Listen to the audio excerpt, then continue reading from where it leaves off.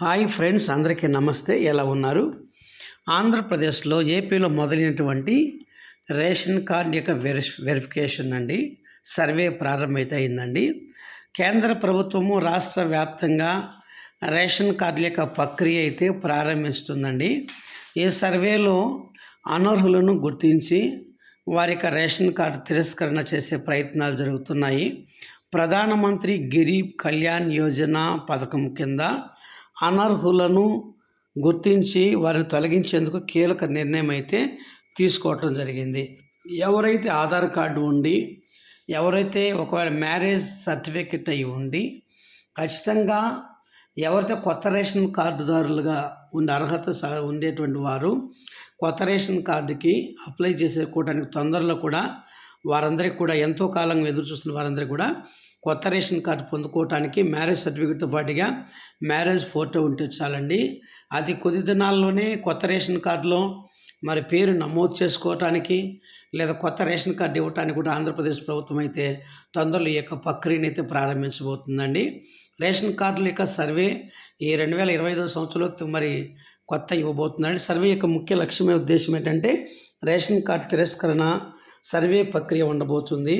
అనుబంధంగా ఉచిత ration card ఎవరికి ఇవ్వబోతున్నారు, ప్రభుత్వ యొక్క సూచనలు, ఇవన్నీ కూడా క్లుప్తంగా మీరు వినండి. ఇక వీడియోను లాస్ట్ వరకు చూడండి. మా ఛానల్ లైక్ చేయండి, షేర్ చేయండి, సబ్స్క్రైబ్ చేయండి. మీ అభిప్రాయాన్ని కామెంట్ రూపంలో తెలియజేయండి. సర్వే యొక్క ముఖ్య లక్ష్యం ఏంటంటే అనర్హులను లబ్ధిదారులను గుర్తించడము, పేద కుటుంబాలకు నిజమైనటువంటి లబ్ధి అందించడము, ప్రభుత్వ నిధులను సద్వినియోగం చేసుకోవటము. ఎవరు రేషన్ కార్డు తిరస్కరిస్తారంటే ఆదాయ పన్ను శాఖ కట్టేటువంటి వారికి, పెద్ద స్థాయిలో ఆస్తులు కలిగిన వారికి, ప్రభుత్వ ఉద్యోగులు, వ్యాపార లాభాలను పొందుతున్నటువంటి వారికి, కారు లేదా విలాసవంతమైన ఆస్తులు కలిగిన వారి యొక్క రేషన్ కార్డు అయితే తీసివేస్తారు. అయితే ఈ సర్వే ప్రక్రియ ఎలా ఉంటుందంటే ఆదాయ పన్ను విభాగం ఆహార మంత్రిత్వ శాఖ నుండి సమాచారం అందిస్తుంది.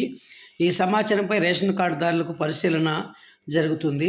గుర్తింపు పొందినటువంటి వారికి రేషన్ కార్డు తిరస్కరణ నోటీసులు అయితే జారీ చేస్తారు.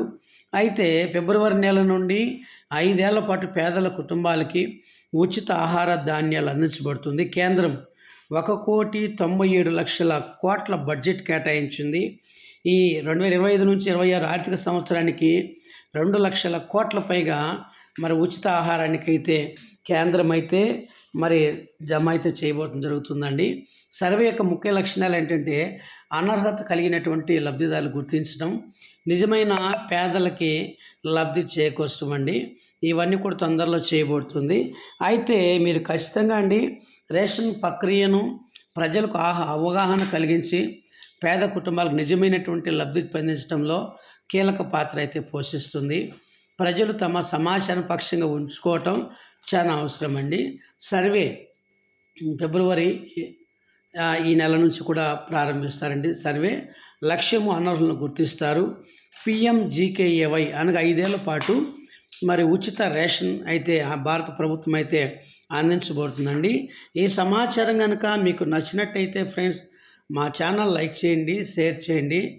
మీ అభిప్రాయాన్ని